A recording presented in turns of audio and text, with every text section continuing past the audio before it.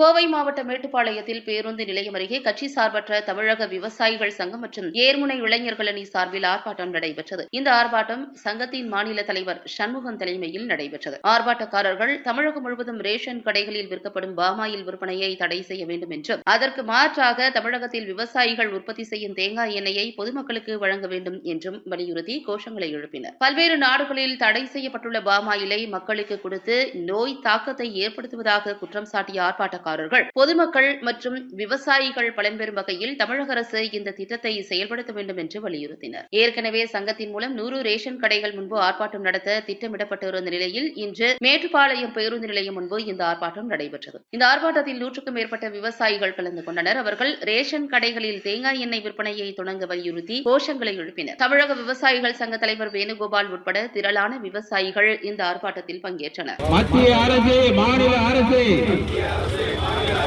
விவசாயிகளை வஞ்சிக்காதே, தடை செய், தடை செய், பாமாயிலை தடை செய், தடை செய், தேங்காய் எண்ணெய் விநியோகம் செய். மத்திய அரசு, மாநில அரசு